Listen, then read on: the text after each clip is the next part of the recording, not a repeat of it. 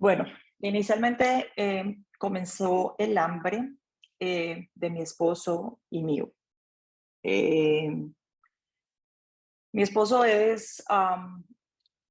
tiene un doctorado en psicología clínica y pastoral y era un reconocido conferencista a nivel internacional, Centro Suramérica y en la parte de habla hispana de aquí en los Estados Unidos.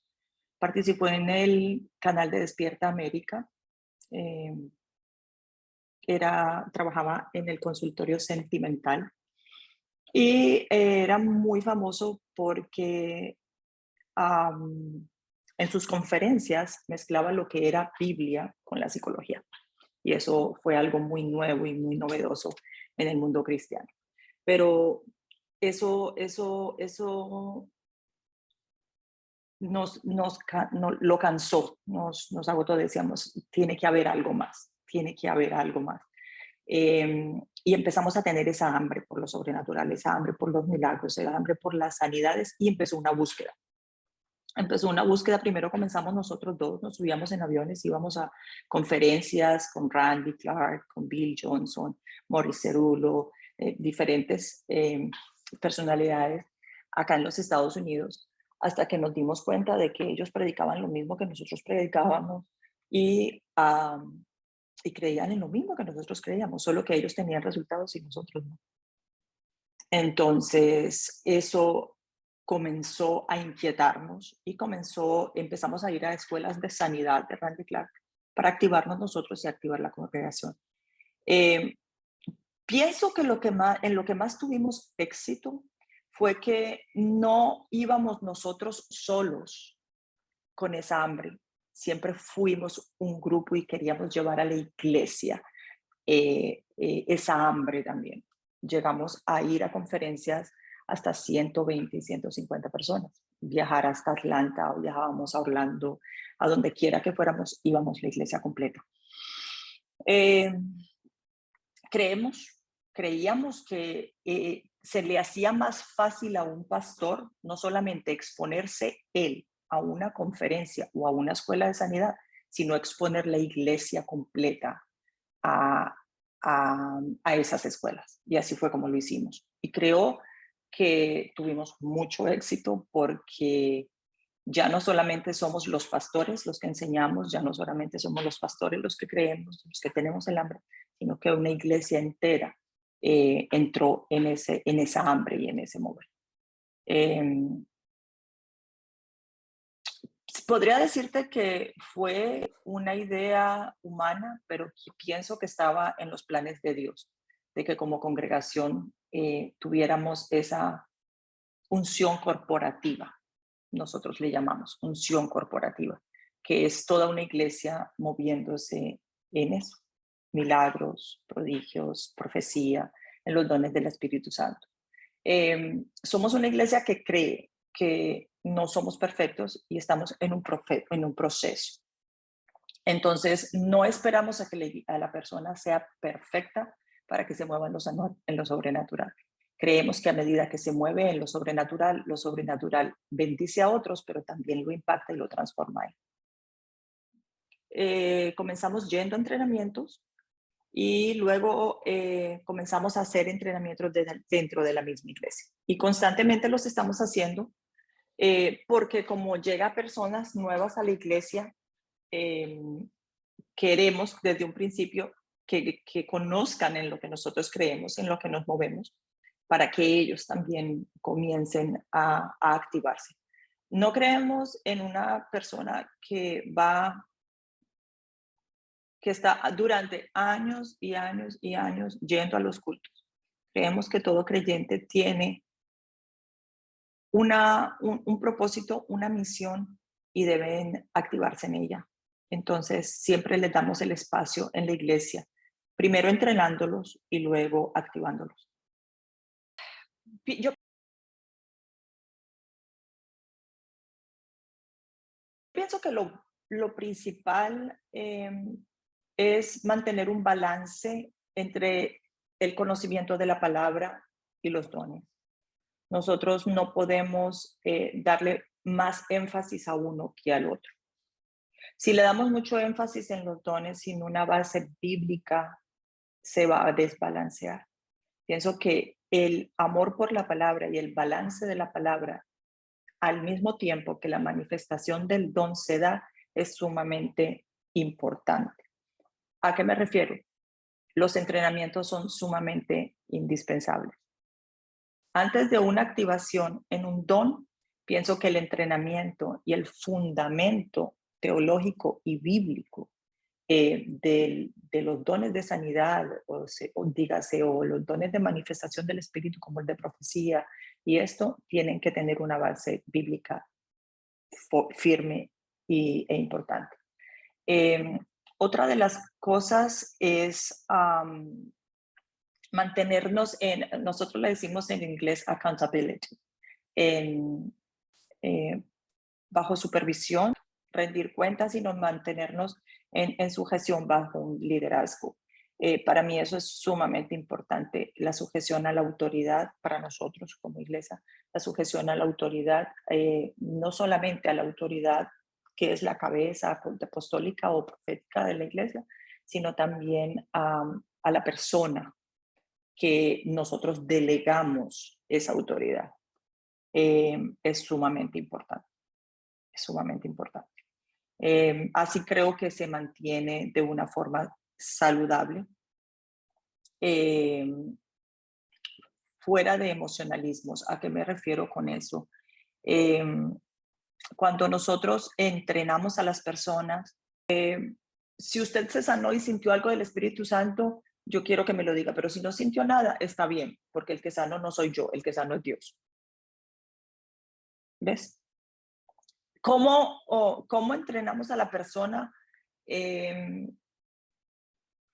para orar? Nosotros le decimos que la autoridad no está en el tono de voz, la autoridad, los resultados no están en qué tan alto grito o qué tan bajito oro o cuánto empujo a la gente. Nosotros tenemos siempre protocolos en los procedimientos de oración por sanidad.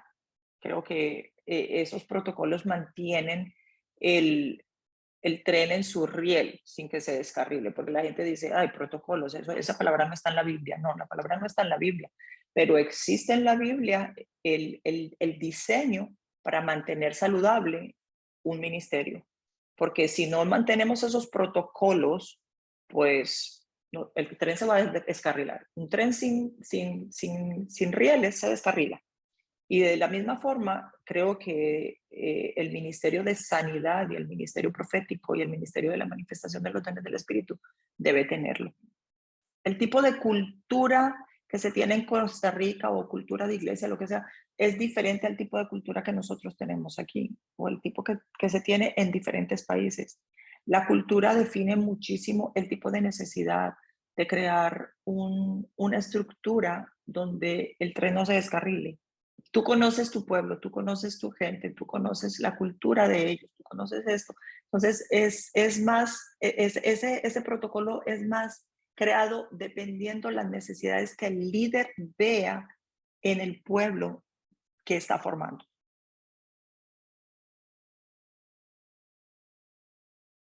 Nosotros tenemos un grupo de sanidades desde niños, desde los 5 o 6 años. A los niños se les dan clases de sanidad. Ellos oran por enfermos, ellos tienen su tiempo de administración los domingos después de cada culto. Ellos son los ministros de sanidad. Ellos dan las palabras de ciencia. Los jóvenes, nuestros jóvenes también se mueven en sanidades. Ellos salen siempre 2 veces al mes a las calles para hacer el treasure hunt o la búsqueda del tesoro. Ellos salen con sus pistas a cualquier supermercado, a cualquier tienda, a un mall, a cualquier lugar y van con sus pistas a buscar sus tesoros. Y sanidades han habido cantidades, inclusive una pastora que ellos dijeron que tenían problemas en la rodilla y no podía caminar. y oraron por ella. Estaba en una silla de ruedas. Esto fue un adolescente de 16 años, se llama Jonathan y Juan Carlos. De cariño le decíamos Juan Carlitos. Y oraron por ella, salieron por su tesoro y entonces ella se levantó de la silla, pero cuando se levantó de la silla de ruedas, ella gritaba y gritaba y gritaba, es que ustedes me entienden, es que ustedes me entienden. Y ellos le decían, ¿pero qué? Para ellos es tan normal que una persona se sane o se levante, ¿verdad? Porque ellos, para ellos es su vida normal y rutinaria. Ellos no pueden ver un enfermo porque ellos se le tiran encima, punto. Entonces, la pastora decía, es que yo no tengo cadera porque me la pulverizó la quimioterapia. O sea, ahí fue un milagro creativo. Y no fue ni por un apóstol, ni fue por un profeta, fue por un adolescente, por dos adolescentes de la iglesia. Nuestros niños también salen en su búsqueda de tesoros. Uno de ellos fue Mateo, que tiene 4 años, y eh, Carly, que tiene creo que 5 o 6 años. Mateo recibió que era un hombre que estaba muy triste porque había perdido a alguien en su familia y que estaba en un supermercado que se llamaba El Bodegón. Y Carly dijo que ese mismo hombre que Dios lo iba a bendecir porque él quería comprar una casa. Fueron, buscaron su tesoro, lo encontraron y este hombre había acabado, estaba muy depresivo porque hacía un mes había perdido a su mamá. Y en ese momento había acabado de venir con una realtor de mirar una casa también que quería comprar.